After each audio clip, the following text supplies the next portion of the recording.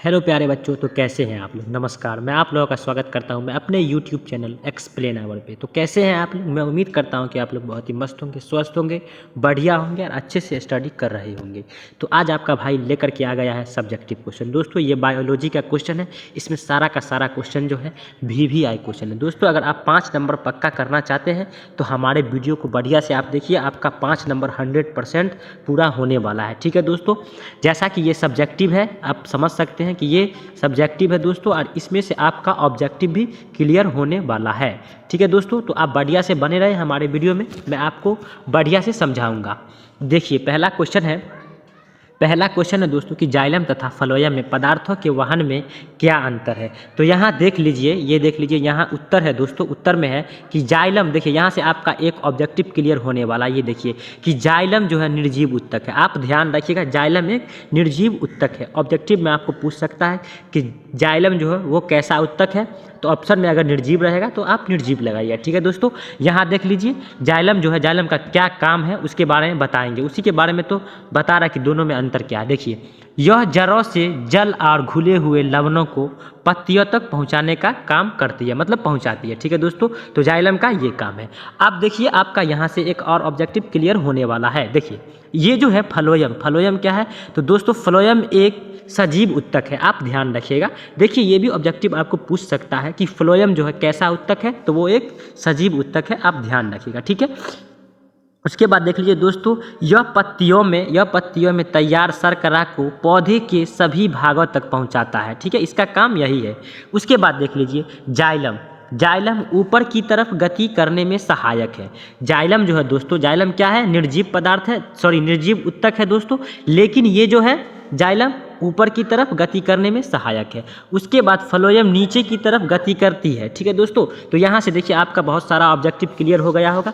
और देखिए आपको चीज़ें को समझना है, रटना बिल्कुल नहीं है। ठीक है दोस्तों, उसके बाद देख लीजिए 2 नंबर क्वेश्चन। 2 नंबर क्वेश्चन है कि लैंगिक जनन की परिभाषा एवं महत्व लिखिए। देखिए लैंगिक जनन किसे कहते हैं, यहाँ पे देख लीजिए, ये जो है क्वेश्चन आ चुका है लैंगिक जनन। तो लैंगिक जनन हम उसको कहेंगे दोस्तों, देखिए आप यहाँ से एकदम बिल्कुल बढ़िया से समझ सकते हैं।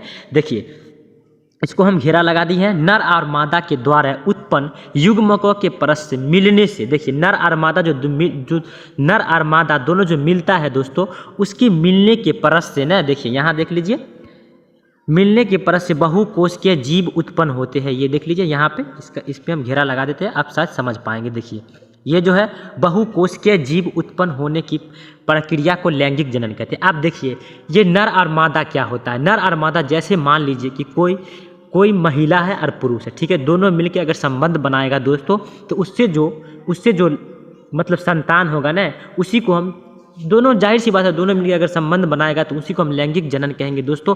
और लैंगिक जनन जितने भी सारे बहुकोशिकीय जीव है, तो ये जो है बहुकोशिकीय जीव है। जैसे मान लीजिए लैंगिक जनन के अंदर में आते हैं, गाय आ जाता है, भैंस, बकरी, ये सब आप ध्यान रखिए, नॉर्मल चीज़ है। ठीक है दोस्तों, अगर लैंगिक जनन पूछे तो आप ऐसे ही मिला के लिखना है कि नर और मादा के युग्मनज से जो संतान का उत्पत्ति होता है ना, उसे हम लैंगिक जनन कहते हैं। ऐसे भी लिख सकते हैं, जैसे उसमें दे दीजिएगा ऑप्शन में, जैसे मान लीजिए आदमी हो गया, बकरी हो गया, भैंस हो गया, घोड़ा हो गया, ये सब दे दीजिएगा। ठीक है दोस्तों, आप देखिए यहाँ से एक और चीज़ आप देख लीजिए कि लैंगिक जनन से उत्पन्न, देखिए यहाँ आपका एक और ऑब्जेक्टिव क्लियर होने वाला है। देख लीजिए ये जो है, ये देखिए हम इसमें घेरा लगा दिए हैं। ये है कि लैंगिक जनन से उत्पन्न संतान में माँ पिता के गुणों का समावेश होता है। देखिए जैसा माँ बाप होगा वैसा बच्चा होगा। ठीक है दोस्तों, उसके बाद चलेंगे, देखिए यहाँ से आपका 2 नंबर का एक और क्वेश्चन क्लियर हो गया। उसके बाद चलेंगे हम 3 नंबर क्वेश्चन पे। तो दोस्तों देखिए 3 नंबर क्वेश्चन है कि द्विखंडन बहुखंडन से किस प्रकार भिन्न है। ये पूछ रहा है कि द्विखंडन जो है ना, द्विखंडन बहुखंडन से किस प्रकार भिन्न है, मतलब किस प्रकार अलग है। ठीक है दोस्तों, तो देखिए यहाँ हम क्वेश्चन पढ़ेंगे, आपको ऑटोमेटिक समझ में आ जाएगा। देखिए ये जो क्वेश्चन है दोस्तों, यहाँ देखिए हम घेरा लगा देते हैं, आप शायद समझ पाएंगे।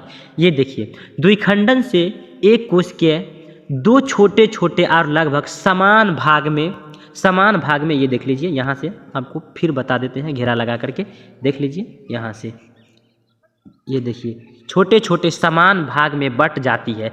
देखिए द्विखंडन उसमें होता है दोस्तों, जो 2 टुकड़ा हो जाता है उसको हम द्विखंडन कहते हैं। जैसे अमीबा भी होता है, ठीक है दोस्तों, लेकिन ये जो होता है ना, एक कोशिकीय जीव होता है, आप याद रखिएगा। ठीक है, उसके बाद देख लीजिए यहाँ जो है यहाँ साफ साफ आपको बता रहा है, देखिए इसमें देखिए यहाँ पे आप देखिए शायद आप समझ पाएंगे। ये देखिए, ये देख लीजिए, ये जो है यहाँ देखिए यहाँ, लेकिन बहुखंडन में एक कोश के जीव एक साथ अनेक संततित, मतलब देखिए बहुखंडन जो होता है ना वो एक साथ कई जीव का निर्माण करते हैं, ठीक है ना दोस्तों। लेकिन ये भी एक कोश के जीव है, ठीक है। यहाँ से आपका एक ऑब्जेक्टिव क्लियर हो गया कि देखिए ये जो है द्विखंडन जो होता है, द्विखंडन अमीबा होता है। अमीबा कितना कोश के जीव है? अमीबा कितने कोश के जीव है? तो एक कोश के जीव है। आप ध्यान रखिएगा, एक कोश के जीव है अमीबा, ठीक है दोस्तों। उसके बाद देखिए बहुकोश के जीव जो आता है, बहुकोश के जीव आपको तो पता चल गया, जैसे आदमी हो गया, घोड़ा हो गया, भैंस, ये बहुकोश के, ठीक है। और यहाँ पे बहुखंडन जो होता है दोस्तों, वो भी एक कोश के जीव कहलाता है, ठीक है दोस्तों। आप देखिए यहाँ देखिए, आपका एक और ऑब्जेक्टिव क्लियर होने वाला है। देखिए हम यहाँ घेरा लगा देते हैं, आप शायद समझ पाएंगे, ठीक है दोस्तों। यहाँ देख लीजिए, यहाँ देख लीजिए, देखिए यहाँ पे देखिए, ये जो है देख लीजिए, यहाँ है कि कोशिकाओं में विभाजित हो जाता है, ठीक है। अब देखिए यहाँ जो काला जर के रोगाणु लेशमानिया हो गया। उसके बाद डोनोवानी में द्विखंडन होता है, लेकिन मलेरिया परजीवी प्लाज्मोडियम ये सब क्या है? बहुखंडन है। आप ध्यान रखिएगा, देखिए यहाँ से ऑब्जेक्टिव बन जाएगा कि मलेरिया, देखिए लेकिन मलेरिया परजीवी क्या है? तो ये बहुखंडन है। यहाँ से भी एक और ऑब्जेक्टिव आपका बन जाएगा, प्लाज्मोडियम ये भी बहुखंडन है। उसके बाद देखिए दोस्तों, आपका 3 नंबर क्वेश्चन क्लियर हो गया। उसके बाद चलेंगे हम 4 नंबर क्वेश्चन पे। तो 4 नंबर क्वेश्चन देख लीजिए क्या कह रहा है। 4 नंबर क्वेश्चन है कि फूलों पर कीटों के मंडराने का क्या कारण है? देखिए फूल जो होता है ना, फूल पे देखिएगा कीड़ा जो रहता है, कीड़ा बहुत ज़्यादा मंडराता रहता है, ठीक है दोस्तों। आप देखिएगा, गौर कीजिएगा, उस पर कीड़ा बहुत ज़्यादा आपको दिखेगा, ठीक है ना। वो जो है मंडराता रहता है, क्यों मंडराता रहता है उसके बारे में ना हम आज जानकारी लेने वाले हैं। तो देखिए यहाँ से आपका ऑब्जेक्टिव भी क्लियर होने वाला है। तो देख लीजिए, यहाँ देख लीजिए, आप यहाँ देख लीजिए, उत्तर देख लीजिए इसका। फूलों पर कीटों के मंडराने का निम्नलिखित कारण है, मतलब कई कारण है, देख लीजिए। नंबर 1 में यहाँ देख लीजिए, नंबर 1 में कीट फूलों की सुंदरता के कारण उन पर मंडराते हैं, ठीक है दोस्तों। देखिए सुंदरता के कारण भी मंडराते हैं, यहाँ देख लीजिए, यहाँ लिखा हुआ है कि कीट फूलों की सुंदरता के कारण उस पर मंडराते हैं। 1 नंबर हो गया। आप 2 नंबर देख लीजिए कि कीटों को फूल से यहाँ देख लीजिए, कीटों को फूल से शहद तथा मकरंद प्राप्त होता है, ठीक है दोस्तों। देखिए कीटों को न फूलों से क्या प्राप्त होता है? शहद तथा मकरंद प्राप्त होता है। तो 2 हो गया। आप 3 में देखिए यहाँ पे कि कई फूल सुगंधित होते हैं, सही बात है, कई फूल सुगंधित होते हैं जिसका खुशबू अच्छा लगता है कीटों को, ठीक है दोस्तों, जिनके कारण कीट उनकी ओर आकर्षित होते हैं। तो यहाँ से आपका 4 नंबर क्वेश्चन क्लियर हो चुका है, ठीक है दोस्तों। उसके बाद देख लीजिए 5 नंबर क्वेश्चन। तो 5 नंबर क्वेश्चन है कि लिंग गुण सूत्र क्या होता है? लिंग गुण सूत्र क्या होता है? तो देखिए यहाँ से आपका बहुत सारा ऑब्जेक्टिव भी क्लियर होने वाला है और सब्जेक्टिव भी क्लियर होने वाला है। तो देख लीजिए, यहाँ पे देख लीजिए, हम इसको घेर देते हैं, आप शायद इसको समझ पाएंगे। देखिए यहाँ से देख लीजिए, उसके बाद हम पढ़ेंगे, आपको केवल सुनना है। देखिए मानव में कुल 23 जोड़े गुण सूत्र होते हैं। देखिए दोस्तों, आपका यहाँ से एक ऑब्जेक्टिव बन गया। देखिए अब यहाँ से देखिए, ये पूछ सकता है कि मानव में कितने जोड़े गुण सूत्र होते हैं, तो आप बताइएगा कि 23 जोड़े गुण सूत्र होते हैं, ठीक है ना। 23 जोड़े गुण सूत्र होते हैं, जिससे अंतिम 23वां जोड़ा लिंग गुण सूत्र जो है सेक्स क्रोमोसोम कहलाता है, ठीक है ना। आप देखिए इसी के कारण कोई मानव नर या मादा के रूप में जन्म लेता है। अब देखिए हम आपको बता देते हैं कि देखिए एक चीज़ आपका यहाँ से एक और ऑब्जेक्टिव हम क्लियर कर देंगे। देखिए अगर मान लीजिए कि नर की बात हो, नर, तो नर जो होता है ना, नर के अंदर जो होता है दोस्तों वो XY पाया जाता है। आप ये ध्यान रखिएगा, ठीक है। उसके बाद मादा के अंदर, मतलब समझ जाइए कि ये जो हो गया पुरुष के अंदर, मान लीजिए पुरुष के अंदर, ठीक है ना, यहाँ से आप शायद समझ पाएंगे, पुरुष के अंदर जो पाया जाता है XY पाया जाता है, ठीक है दोस्तों। उसके बाद मादा, मान लीजिए महिला होता है और महिला के अंदर XX पाया जाता है।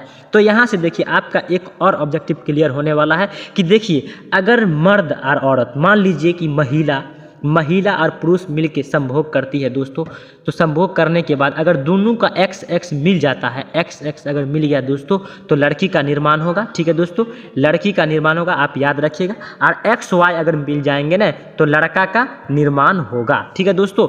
आप देखिए, तो आपको तो हम बता दिए, आप देखिए एक बार और पढ़ लेते हैं, ठीक है दोस्तों।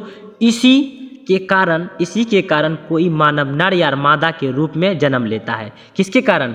एक्स वाई, यानी कि 23 जोड़े गुणसूत्र जो है इसी के कारण नर और मादा के रूप में एक मानव जन्म लेते हैं। ठीक है दोस्तों, आप देखिए नर में एक्स वाई पाया जाता है। अभी हम बताए हैं आपको नर में हाँ अभी तो सही बता रहे हैं कि नर में एक्स वाई पाया जाता है। यानी सीधे तौर पे आप समझ जाइए कि पुरुष में, ठीक है दोस्तों, पुरुष में जो है पुरुष में पाया जाता है एक्स वाई। अभी तो हम आपको बताए हैं। ठीक है, उसके बाद देखिए कि महिला में देखिए नर में एक्स वाई लिंग गुणसूत्र होते हैं पर मादा में एक्स एक्स लिंग गुणसूत्र होते हैं। तो दोस्तों यहाँ से आपका बहुत सारा ऑब्जेक्टिव भी क्लियर हो चुका होगा। मुझे यकीन है कि आपको ये वीडियो समझ में भी आ गया होगा। आप यहाँ से ना ऑब्जेक्टिव केवल आपको समझना है। ठीक है, देखिए आप क्वेश्चन पढ़िएगा, केवल आपको क्वेश्चन रीड करना है। रीड करने के बाद ना आपको माइंड में ना जोर डालना है कि ये क्वेश्चन कह क्या रहा है। ठीक है दोस्तों, क्वेश्चन आप अगर पढ़िएगा तो ऑटोमेटिक आपको ना समझ में कुछ ना कुछ आएगा। तो आप उसी हिसाब से अगर आप लिख के आ जाएगा ना तो आपका बिल्कुल आपका नंबर कोई नहीं काटेगा। ठीक है दोस्तों, और अगर 5 नंबर का क्वेश्चन है तो आपको 5 नंबर देगा। ठीक है दोस्तों, अगर आपको ये वीडियो अच्छा लगा हो तो हमारे चैनल को ज़रूर सब्सक्राइब कीजिएगा। ठीक है दोस्तों, सब्सक्राइब कीजिएगा। हम मिलते हैं अगले वीडियो में।